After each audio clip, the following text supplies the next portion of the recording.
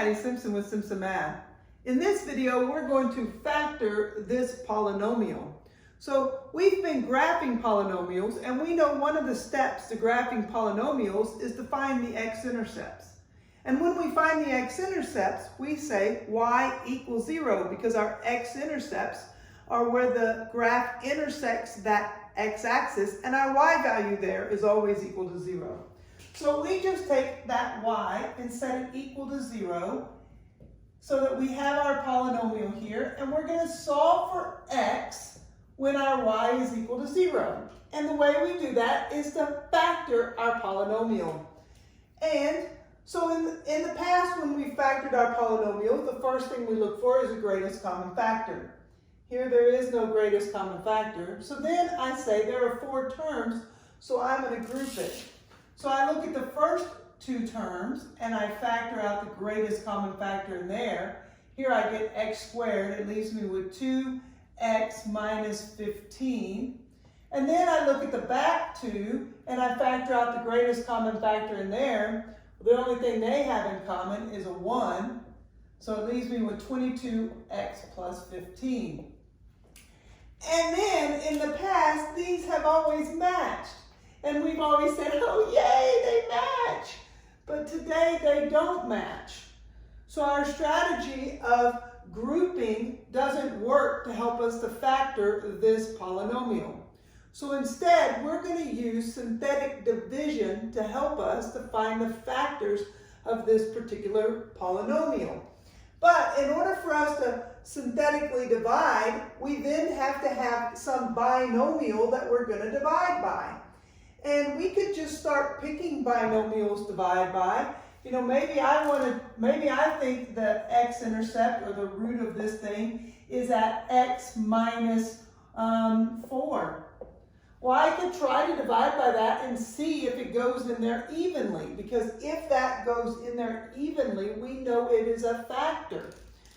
There's an infinite number of binomials right now that I could pick from, that I could choose from to divide by. In the previous video, we used the possible rational roots theorem to come up to limit that list of roots. Instead of having an infinite number of roots, we have limited it. We know that there are 16 possible rational roots. And the way that we came up with this list is we took the factors of the constant and we divided by the factors of the leading coefficient, and we found all those possibilities. And these were the 16 possibilities. Then we took those 16 possibilities and we created a magic hat with the 16 possibilities in them. So here's our magic hat.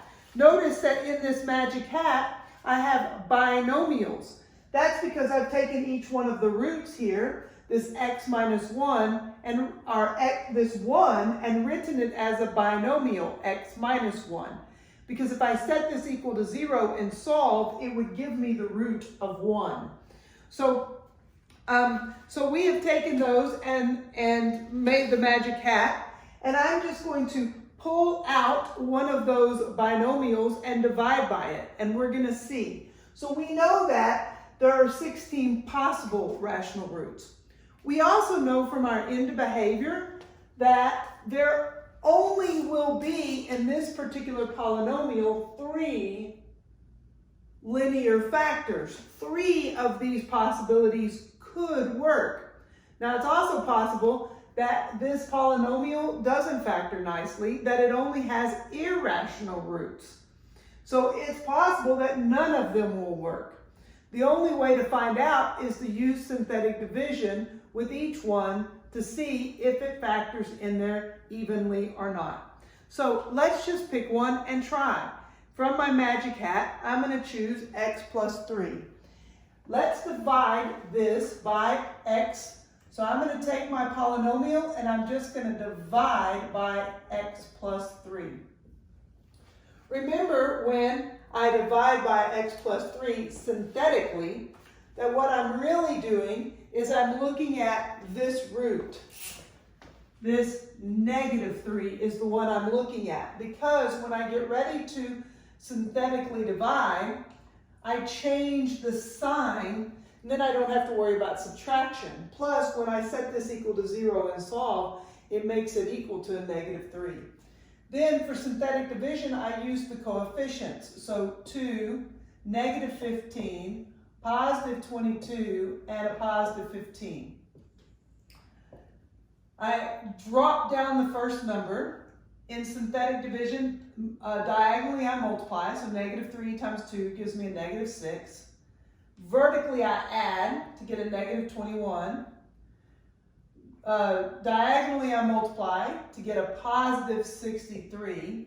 Vertically I add, so I get 85. This way I multiply, and I'm going to end up with a -15, carry 1, 24, 25, 245. It does not look like this goes in there evenly. I'm going to end up with a remainder. Here's my remainder. So that tells me, that tells me that x plus 3, or this -3, is not a root of this polynomial. Now I did get some information from this. I found out that there's a point on my graph at -3 and -230. If I were to plug -3 into my polynomial, the y value that would come out would be -230. So that's some information. I know there's a point at -3, -230 on this polynomial. So when I get ready to graph it, it gives me a little more information about the graph. However, it did not help me to find the root of it. So let's try another one. Let's choose another from my hat. So I will take my magic hat here and pick another one out. So here I have x plus 1/2. And that root, that x plus 1/2, is the same as, so instead of doing +3, I am now doing plus 1/2. That's the same as looking at this root. We're going to see, is that root one of our linear factors when we get ready to factor it? Is it one of our x-intercepts? So again, I take the opposite sign, so that -1/2, put down my coefficients, and I'm going to synthetically divide, drop down that number to get 2. -1/2 times 2 is a -1. Add, and I get -16.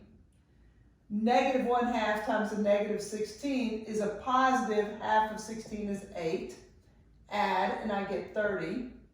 Multiply, -1/2 times 30 gives me a -15. Add, and I get 0.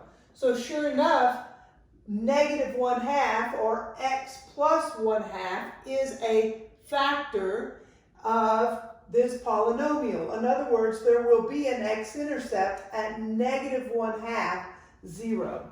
So at -1/2, 0 will be one of my x-intercepts.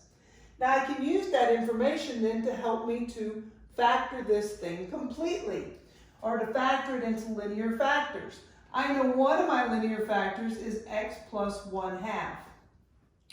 Then I know another factor is this quotient, 2x, we drop it down 1 degree, so it was at x cubed, now it's x squared, minus 16, we count down from 2, that's 1, plus 30.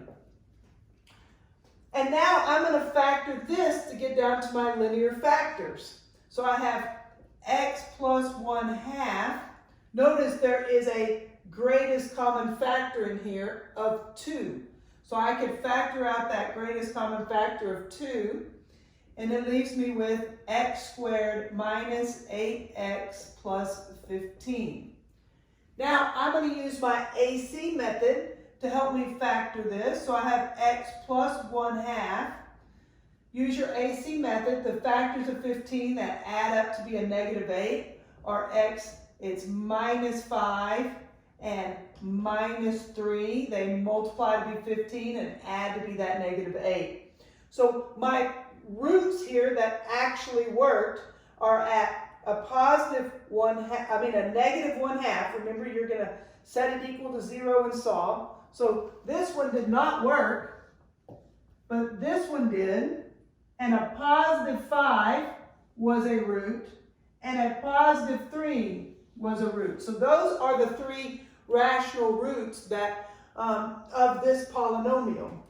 Or my three x-intercepts then are at -1/2, 3, 0, and 5, 0. So when I get ready to graph this polynomial, I have now found the rational roots, or the x-intercepts of this particular polynomial. So that's how we use the possible rational roots to help us to factor our polynomial down to linear factors. In the next video, we will graph a polynomial completely, and we may have to use this possible rational roots theorem along the way. Math made simple at Simpson Math. Thanks for watching.